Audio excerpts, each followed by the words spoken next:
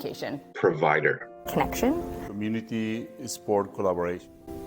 Support. Collaboration. Network. Diversity that come as the first word that comes to my mind.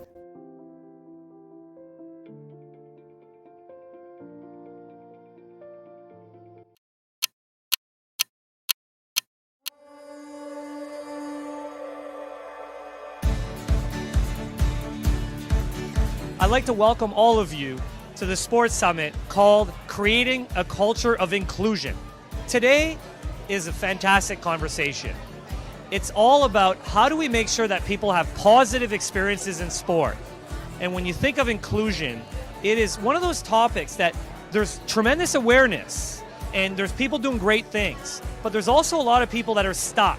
They want to do the right thing, they're not sure what to do. So today in the room, we have athletes, we have coaches, we have sport organization leaders, community leaders, government, basically all key stakeholders that can make a huge difference in regards to inclusion. In 2018, I attended the summit for creating a culture of inclusion. I was there as an attendee, whereas my colleague Anna was there as a panelist speaking for neurodiversity, specifically autism, and creating an environment of inclusion for those athletes. And it was just a really amazing experience to see all these other organizations participating, eager to learn, eager to want to create an environment for anyone of any ability, neurodiversity, to participate in their organization and in their sport. And it was a really positive experience. I found there was a lot of great speakers who, it wasn't just about rewarding experiences, but being like, hey, you're missing out on athletes who would be amazing because you're just not creating the right environment for them. So I think seeing like the light bulb go on with a few people was really cool to see.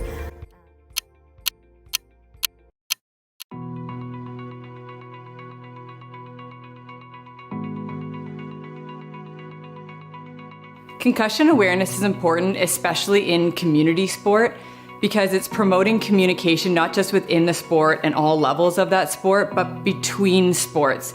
Children, adults, everybody, they often play on more than just one team and more than just one league. And if they experience a concussion, whether that be in one sport or outside of sport, that there's consistency in rehabilitation and communication between all levels that they play at. People are becoming much more aware of concussions. And as a result of that, we believe that the field of play is becoming safer. But the reality is that concussion is a part of sport. So we want to ensure that if it happens, this video and the contents within it are able to help somebody to identify that at a much earlier time frame.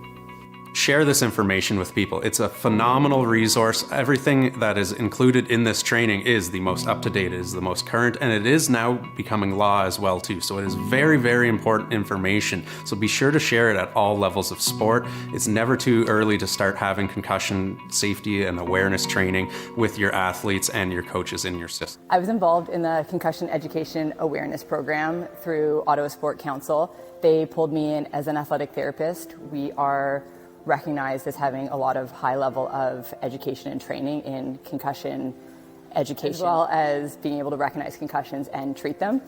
The Ottawa Sport Council brought in a high value to this because they pulled in a lot of reputable sources and high quality education to help disseminate this information to community sport programs. They are also so integrated in the community and highly respected. I had a friend in the paramedics program and they used the concussion education awareness video in paramedic training, and I got a call being like, hey, I'm watching you on the screen, that's part of our training. So it's very well recognized through community sport. This is possible because of your support, so thank you for that. Now, here's what we're going to do today, gang. 5 big buckets. We're going to look at how do you reset your organization. And look, you're probably past the resignation phase, right? We all went through the curve as this pandemic is we're in the messy middle, unfortunately, still. But how do we make sure we go from resignation to reinvention? Because there is a massive opportunity for all of us to use this as a catalyst to say, look, we have to be better moving forward. How do we reevaluate? How do we look at what's working, what's not working? How do we reposition your organization internally, externally? What's your options? How do you then rearrange, prioritize? When you say yes to something, what are you saying no to? Because that's very strategic. And finally, but critical to strategic thinking is communication and accountability. So the Rebound program provided value to, I think, my organization, but also to the broader community, sport community in a few ways. It did foster that sense of connectedness across organizations within the city that are kind of working towards the same goals or similar goals in the area of community sport, and it really brought people together.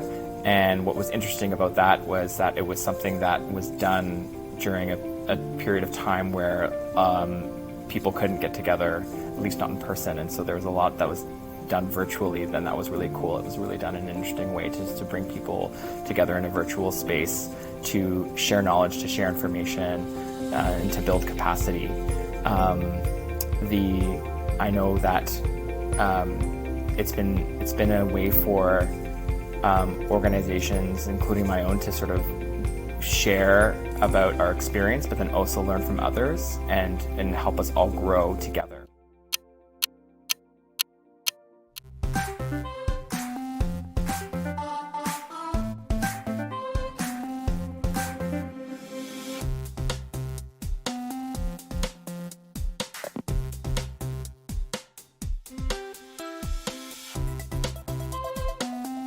The last summit that we had, I attended the summit, and I was the lucky one being able to be on the panel list, of course. But the most important thing of that summit was the connection with other sports organizations and programs across the city.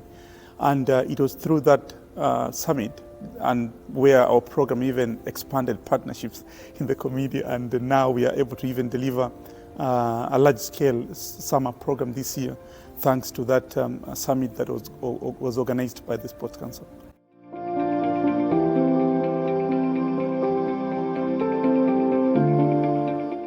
The Ottawa Sports Council was always there for us.